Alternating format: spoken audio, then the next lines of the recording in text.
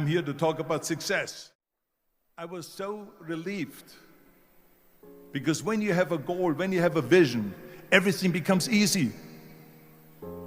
Because remember that in America, for instance, when you study, you will see the percentage of people that like their jobs. 74% hate their job in America. Now, there is not much different when you come to Europe. The majority of people don't like what they're doing because they're really not doing it because they didn't have a goal and they followed this goal.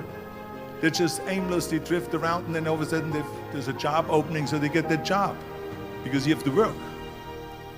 But then when you work, it's a chore. It's work. It's not fun.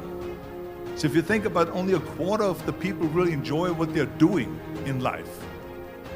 That is unbelievable if you think about it. So I felt so blessed that I knew what I was doing.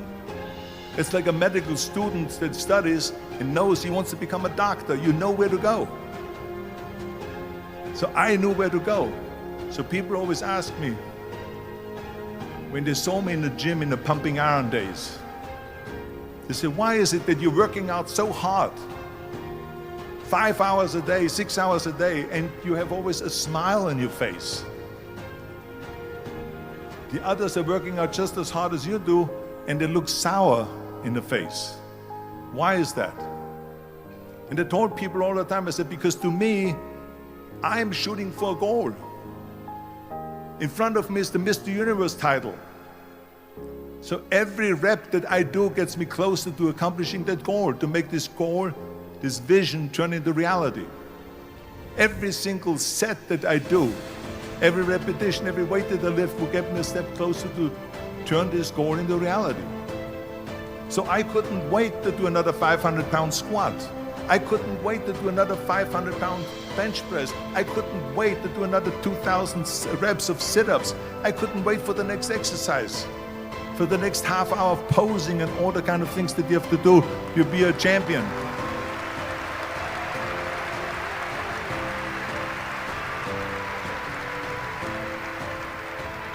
I felt so great knowing where I was going, and I tell you, it worked. I mean, think about it, and I was just not visualizing just my exercise, but I was really lifting the trophy over my head. That's what I was thinking about. And with the age of 20, I went to London and I won the Mr. Universe contest as the youngest Mr. Universe ever. And it was because I had a goal.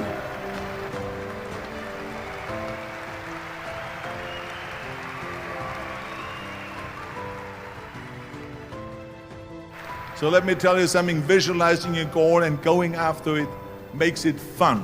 You got to have a purpose no matter what you do in life. You got to have a purpose.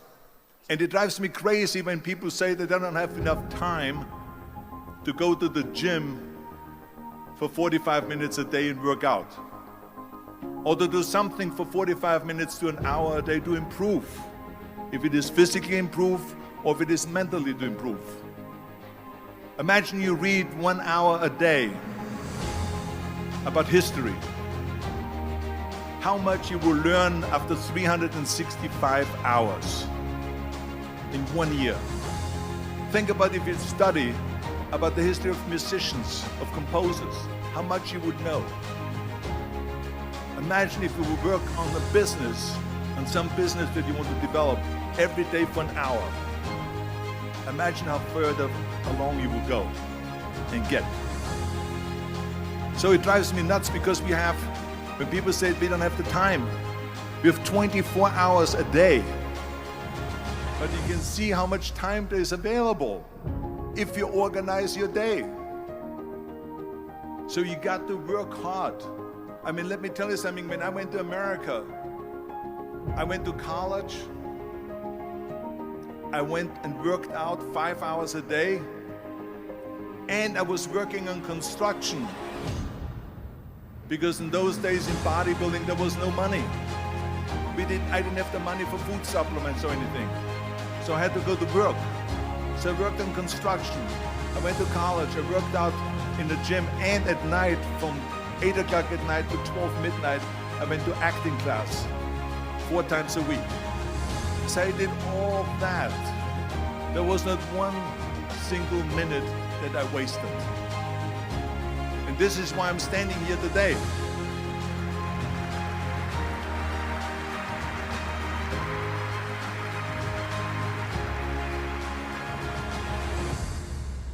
I hate Plan B because we have so many doubters, as I've said earlier, the no-sayers. We have so many of those people that say no and you can't do it, it's impossible. That is okay because we just turn off, as I said earlier, and we listen and we hear the no being a yes. You can't do it, you can do it, and all of that. So that is possible to do that amongst all the negative people around you. But when you start doubting yourself, that's very dangerous. Because now what you're basically saying is that if my plan doesn't work, I have a fallback plan, I have a plan B. And that means that you start thinking about plan B, and every thought that you put into plan B, you're taking away now that thought and that energy from plan A.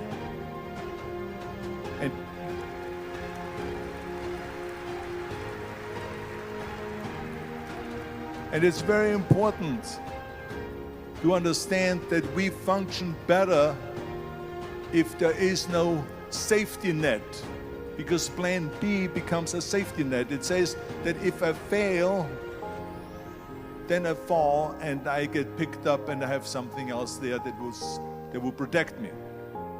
And that's not good, because people perform better when there's no safety net.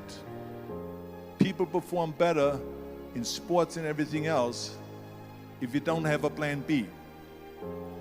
I'm telling you, I've never ever had a plan B. I made a full commitment that I'm gonna go and be a bodybuilding champion. I made a full commitment that I'm gonna be in America. I made a full commitment that I'm gonna get in the show business and I'm going to be a leading man. No matter what it takes, I will do the work. I will do the work over and over and over until I get it. And the same was in politics and everything like that. So to me, it is very dangerous to have a plan B, because you're cutting yourself off from the chance of really succeeding. And the reason, one of the main reasons why people want to have a plan B is because they are worried about failing. What is if I fail, then I don't have anything else? Well, let me tell you something, don't be afraid of failing, because there's nothing wrong with failing. You have to fail in order to climb that ladder. There's no one that doesn't fail.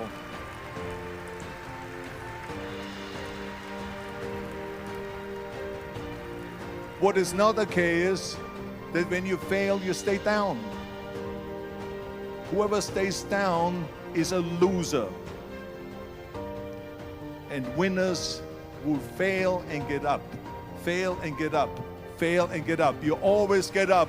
That is a winner. That is a winner.